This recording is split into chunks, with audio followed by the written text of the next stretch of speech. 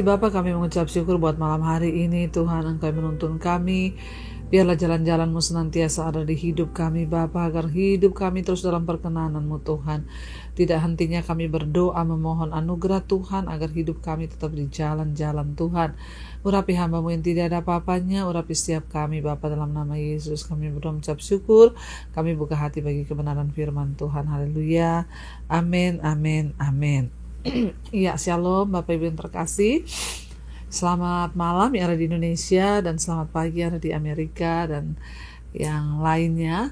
Ya, kita percaya bahwa Tuhan senantiasa menyertai kita, Tuhan senantiasa melindungi kita, bahkan di dalam apapun yang kita kerjakan, Tuhan selalu berserta dengan kita.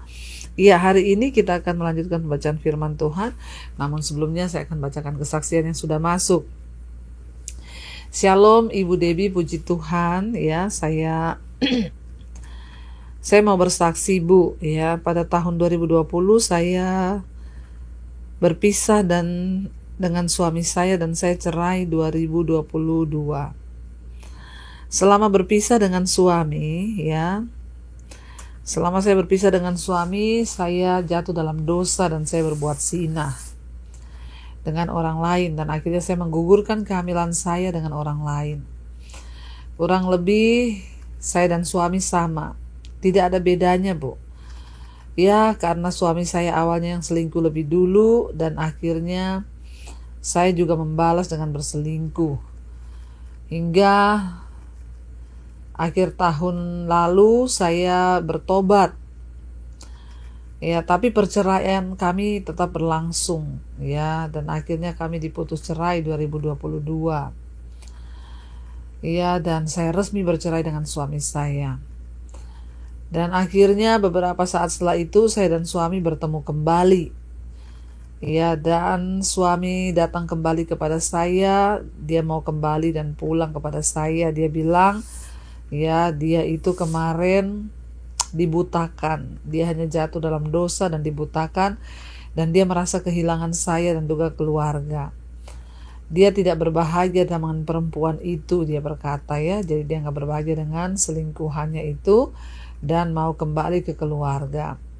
Saya pun akhirnya jujur berkata kepada suami bahwa saya beritahu kepada dia selama kita bercerai saya sudah berzinah dengan orang lain dan saya sudah menggugurkan kandungan saya. Tetapi puji Tuhan Bu, saya bertobat dan suami saya mau menerima saya apa adanya sebagai istri kembali. Dia memaafkan saya dan saya juga memaafkan dia. Dan puji Tuhan keluarga saya ya dan dia sudah saya memaafkan dia dan dia juga memaafkan saya. Ya, keluarga saya dan keluarga dia gak ada yang suka satu sama lain, tapi kita percaya bahwa Tuhan yang akan menyatukan ya, karena memang mungkin ya karena perceraian itu jadi dua-dua sudah saling membenci keluarganya. Saya bersyukur saya bisa bercerita kepada suami. Saya bilang bahwa selama ini ya saya bisa bertobat karena saya mendengarkan khotbah-khotbah Ibu Debbie.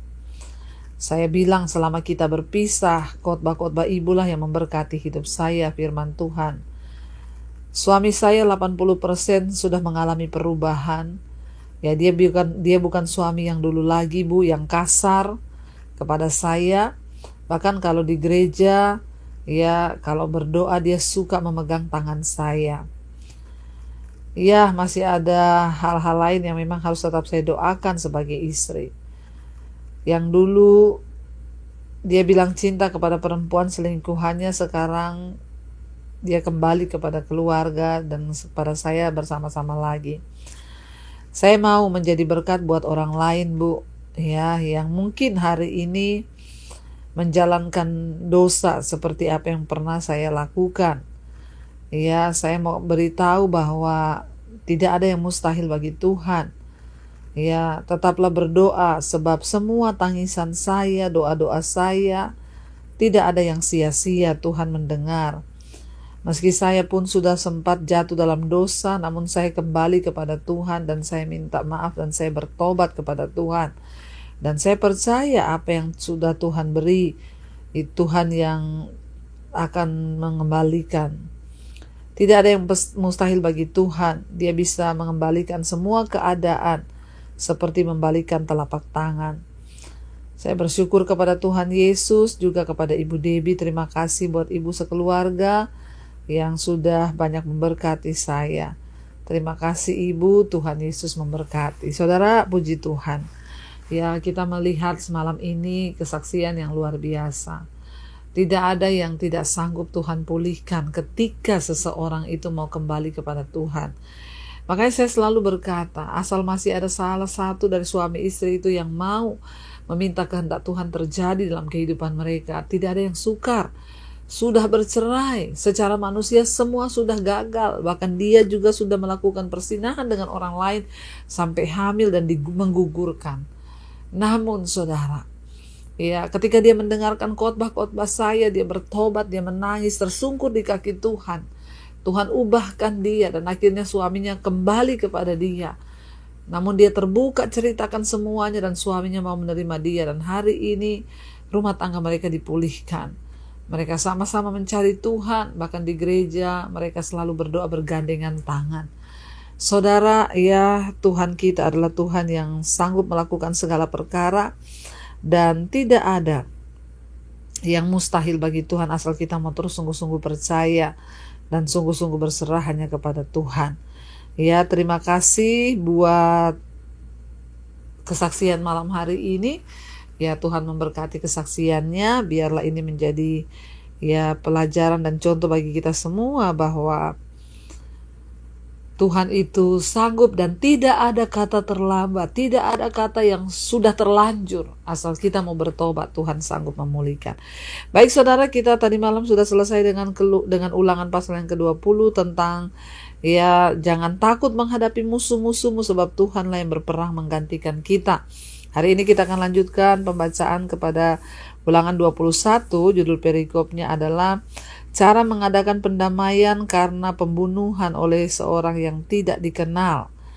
Ya, ulangan 21, apabila di tanah yang diberikan Tuhan Allahmu kepadamu untuk menjadi milikmu terdapat seorang yang mati terbunuh di padang dengan tidak diketahui siapa yang membunuhnya, maka haruslah para tua-tuamu dan para hakimmu keluar mengukur jarak ke kota-kota yang di sekeliling orang yang terbunuh itu. Kalau yang ternyata paling dekat dengan tempat orang yang terbunuh itu, para tua-tua kota itu haruslah mengambil seekor lembu betina yang muda yang belum pernah dipakai, yang belum pernah menghela dengan kuk, dan para tua-tua kota itu haruslah membawa lembu muda itu ke suatu lembah yang selalu berair dan yang belum pernah dikerjakan atau ditaburi. Dan di sana di lembah itu haruslah mereka mematahkan batang leher lembu muda itu. Imam-imam Bani Lewi haruslah tampil ke depan sebab mereka yang dipilih Tuhan Allahmu untuk melayani dia dan untuk memberi berkat demi nama Tuhan. Menurut putusan mereka lah setiap perkara dan setiap hal luka melukai harus diselesaikan. Ayat 6, dan semua tua-tua di kota, dari kota yang paling dekat dengan tempat orang yang terbunuh itu haruslah membasuh tangannya di atas lembu muda yang batang lehernya dipatahkan di lembah itu, dan mereka harus memberi pernyataan dengan mengatakan, tangan kami tidak mencurahkan darah ini. Ya, dan ya dikatakan di sana firman Tuhan saudara, ya mereka harus mengucapkan itu bahwa mereka tidak curahkan darah orang yang tidak bersalah itu. Ya, dan mereka harus berkata ya bahwa dan mata kami tidak melihatnya. Adakanlah pendamaian bagi umatmu Israel yang telah kau tebus itu Tuhan, dan janganlah timpakan darah orang yang tidak bersalah ke tengah-tengah umatmu Israel. Maka karena darah itu telah diadakan pendamaian bagi mereka, demikianlah mereka harus menghapuskan darah orang yang tidak bersalah itu dari tengah-tengahmu, sebab dengan demikian engkau melakukan apa yang benar di mata Tuhan. Jadi harus diadakan korban pendamaian ya kalau ada orang mati terbunuh tanpa diketahui siapa yang membunuhnya. Semua Tuhan mengatur di sana saudara ya.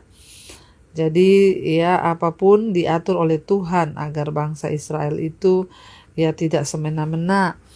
Ya, bila sebuah kejahatan dilakukan dan penjahatnya melarikan diri, maka seluruh masyarakat dianggap bertanggung jawab pada zaman itu ya. Hampir sama dengan itu bila sebuah kota memiliki persimpangan yang berbahaya dan mungkin seseorang tewas di sana, ya maka masyarakat bisa dianggap bertanggung jawab baik atas kerusakan maupun perbaikan atau kerugian. Allah sedang menunjukkan perlunya bagi seluruh masyarakat untuk memiliki rasa tanggung jawab atas apa saja yang berlangsung dan terjadi di sekitar mereka. Ya, dan untuk membenahi setiap situasi yang berpotensi untuk membahayakan ya bagi orang lain.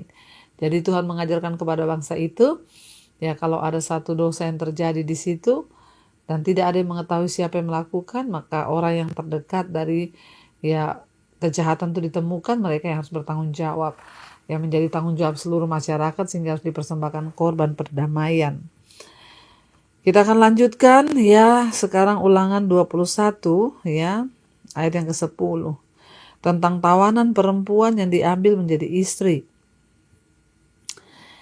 Apabila engkau keluar berperang melawan musuhmu dan Tuhan Allahmu menyerahkan mereka ke dalam tanganmu dan engkau menjadikan mereka tawanan, dan engkau melihat di antara tawanan itu seorang perempuan yang elok sehingga hatimu mengingini dia, dan engkau mau mengambil dia menjadi istrimu, maka haruslah engkau membawa dia ke dalam rumahmu. Perempuan itu harus mencukur rambutnya, memotong kukunya, menanggalkan pakaian yang dipakainya pada waktu ditawan, dan tinggal di rumahmu untuk menangisi ibu bapanya sebulan lamanya. Sesudah demikian, bolehlah engkau menghampiri dia dan menjadi suaminya sehingga ia menjadi istrimu. Apabila engkau tidak suka lagi kepadanya, maka haruslah engkau membiarkan dia pergi sesuka hatinya. Tidak boleh sekali-sekali engkau menjual dia dengan bayaran uang. Tidak boleh engkau memperlakukan dia sebagai budak, sebab engkau telah memaksa dia. Tuhan mengatur pada zaman dulu belum ada hukum. Ya, kalau ada tawanan yang ditawan perang lalu dia ingin memperistri, maka itu ada tata caranya di sana ya. Tidak boleh semena-mena, tidak boleh membuang begitu saja, tidak boleh menjual sebagai budak. Ya, dan Tuhan sudah mengatur semuanya saudara, supaya bangsa Israel itu ya tidak bertindak seenak mereka sendiri. Ya, kita lanjut ayat yang ke-18 sekarang. Ayat yang 15. Hak kesulungan. Apabila seorang mempunyai 2 orang istri, yang seorang dicintai dan yang lain tidak dicintainya, dan mereka melahirkan anak-anak lelaki baginya, baik istri yang dicintai maupun istri yang tidak dicintai. Ya, jadi kalau ada orang punya 2 istri nih, dalam perjanjian lama boleh ya punya 2 istri, sekarang tidak boleh. Punya 1 aja pusing, apalagi punya 2 saudara ya. Jangan main-main dengan dosa. Ya, dia punya anak dari yang dicintai dan tidak dicintai, dan anak sulung adalah dari istri yang tidak dicintai. Maka pada waktu ia membagi warisan harta kepunyaannya kepada anak-anaknya itu, tidaklah boleh ia memberikan bagian anak sulung kepada anak dari istri yang dicintai, dan merugikan anak dari istri yang tidak dicintai, yang adalah anak sulung, tetapi ia harus mengakui anak yang sulung, anak dari istri yang tidak dicintai itu, dengan memberikan kepadanya 2 bagian dari segala kepunyaannya, sebab dialah kegagahannya yang pertama-tama, dialah yang mempunyai hak kesulungan. Ya, Tuhan mengatur tentang hak kesulungan pada zaman dulu saudara. Hak kesulungan itu penting ya bagi seseorang, itu menentukan segala-galanya. Jadi anak-anak yang tidak taat dan suka memberontak ya, dikatakan di sana saudara ya, ketika seseorang itu memiliki 2 istri misalnya, lalu dia melahirkan anak, ya anaknya itu yang sulung lahir dari istri yang tidak dicinta, ya. Tetapi istri yang dia cintai juga melahirkan anak laki-laki. Maka hak kesulungan itu harus tetap jatuh kepada anak yang pertama, sekalipun istrinya itu tidak dicintai. Ya, tapi sudah punya anak, dialah yang sulung, dialah yang berhak menerima harta warisan ya, bahkan hak kesulungan. Jadi Tuhan mengatur ya, sekalipun dia tidak dicintai, tapi kalau dia melahirkan anak yang pertama ya kamu harus adil. Tuhan itu bukan Tuhan yang sembarangan, dia mengatur semua dalam kehidupan bangsa Israel.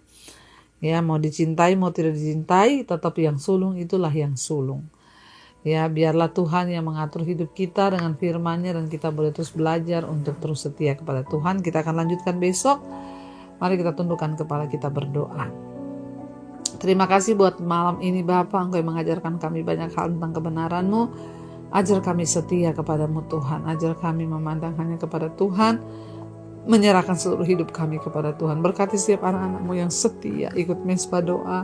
Tuhan tuntun, urapi, sertai apapun yang mereka kerjakan dan lakukan, Tuhan buat berhasil. Terima kasih buat setiap kebaikan Tuhan dalam hidup kami. Hamba berdoa buat yang sakit malam ini Tuhan. Mari saudara letakkan tanganmu di bagian yang sakit, perkatakan, aku percaya aku disembuhkan dalam nama Tuhan Yesus. Sembuhkan yang sakit, jamah Tuhan. Setiap mereka yang terluka, jamah mereka yang mengalami sakit penyakit, dalam nama Yesus ada kesembuhan. Kuatkan setiap yang takut, yang gelisah, yang terikat, Engkau bebaskan. Bahkan Engkau memberi keturunan kepada mereka yang rindu punya anak. Kami percaya tidak ada perkara yang mustahil bagi Tuhan. Yang terlilit hutang piutang, Tuhan turut bekerja menjadikan semuanya baik. Bahkan semuanya bisa terselesaikan dengan baik dan dengan cara Tuhan, karena kami mau bertobat dan kembali kepada jalan Tuhan. Berkati bangsa dan negara kami Indonesia, lawatan Tuhan terjadi bagi Indonesia, hujan pertobatan tercurah. Biarlah bangsa Indonesia aman, tentram, segala kerusuhan, kekacauan, intimidasi kami tolak, patahkan, hancurkan dalam nama Yesus. Lawat bangsa kami, berkati Bapak Presiden Jokowi, biarlah Tuhan senantiasa anugerah-Mu turun melimpah atas bangsa Indonesia. Bangsa kami boleh menjadi bangsa yang menjadi berkat bagi bangsa-bangsa yang lain. Menjelang pemilihan 2024, pemilu Tuhan, pegang kendali. Engkau mengangkat wakil yang daripada-Mu Tuhan atas bangsa dan negara kami. Berkati juga semua bangsa-bangsa di Asia, Afrika, Amerika, Eropa, Australia. Hari ini hamba sedang berada di Amerika. Lepaskan berkat-Mu bagi benua Amerika. Hujan pertobatan terjadi dan tercurah dalam nama Yesus. Terima kasih Bapa. Mari buka hati dan tangan-Mu saudara. Karena itu terimalah kiranya berkat dari Allah Bapa, cinta kasih Tuhan Yesus Kristus, penyertaan Roh Kudus melimpah atas hidupmu. Mulai hari ini bahkan sampai kali yang kedua Tuhan Yesus datang menjemput kita, biarlah nama kita tercatat dalam kitab kehidupan. Dalam nama Tuhan Yesus yang percaya diberkati Tuhan, katakan bersama, amin, amin, amin. Terima kasih buat dukungan doa saudara. Hari ini saya ada pelayanan di New York dan besok akan kembali ke Philadelphia. Terus doakan pelayanan kami, biarlah sehat, kuat, dan nama Tuhan boleh dipermuliakan. Tuhan Yesus memberkati saudara. Shalom dan Immanuel. Great unknown,